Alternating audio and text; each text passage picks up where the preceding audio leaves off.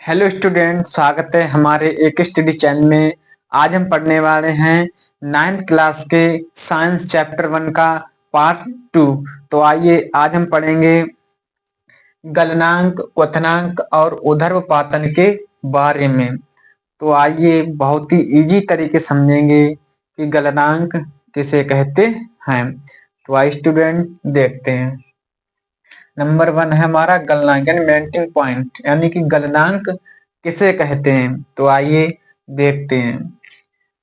वह निश्चित ताप वह निश्चित ताप जिस पर कोई ठोस पिघलकर द्रव बन जाता है, वह निश्चित ताप गलनांक या गलनांक बिंदु कहलाता है। आइए तो इसे एग्जाम्पल के माध्यम से समझेंगे।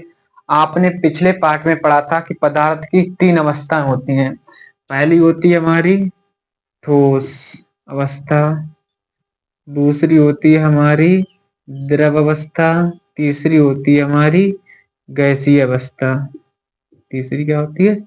गैस। तो यह डेफिनेशन क्या कह रही है? वह निश्चित ताप जिस पर कोई ठोस पिघलकर द्रव बन जाता है, वह निश्चित ताप गलनांक या गलनांक बिंदु कहलाता है। तो यानी जो ठोस है यह पिघलकर क्या बन जाता है? द्रव। तो यह प्रक्रिया क्या कहलाती है? गलनांक या गलनांक बिंदु कहलाता है। तो आई होप स्टूडेंट आप लोगों के ये डेफिनेशन समझ में आ गई होगी कि गलनांक किसे कहते हैं। अब देखते हैं क्वथनांक के बारे में। वह निश्चित ताप जिस पर द्रव गैस में परिवर्तित होने लगता है, क्वथनांक कहलाता है। यानी कि वह निश्चित ताप जिस पर द्रव है वो गैस में परिवर्तित होने लगता है, क्वथनांक कहलाता है। जैसे यहाँ पर ये द्रव है और यह गैस में परिवर्तित होने लगता है। एक निश्चित ताप पर गैस में परिवर्तित होने लगता है, तो यह प्रक्रिया क्वथनांक कहलाता है। तो आई होप स्टूडेंट आप लोगों के ए बी डेफिनेशन समझ में आ गई होगी कि क्वथनांक किसे कहते हैं। अब हम देखते हैं ऊर्ध्वपातन किसे कहते हैं।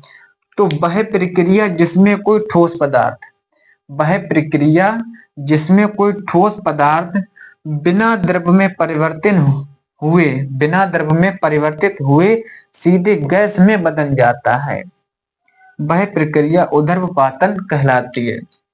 जैसे यहाँ पर क्या है?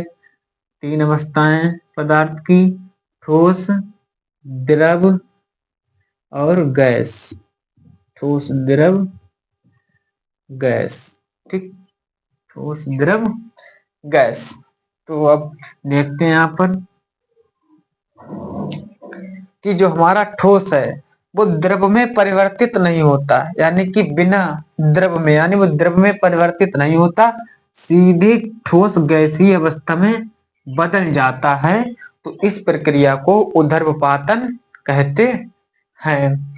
जैसे एग्जाम्पल के तौर पे समझें, आपने कपूर देखा होगा। जब पूजा के टाइम जब हम लोग कपूर लाते हैं, वो हवन में, यज्ञ में जो कपूर जलाते हैं, तो वो द्रव में नहीं बदलता, वो सीधे एक प्रकार से गैसीय अवस्था में बदल जाता है। तो यह एक एग्जाम्पल है ऊर्ध्वपातन का। तो वह प्रक्रिया जो ठोस पदार्थ बिना द्रव में परिवर्तित हुए सीधे गैस में बदल जाता है, उसे ऊर्ध्वपातन कहते हैं। एक बार फिर से रिपीट करते हैं।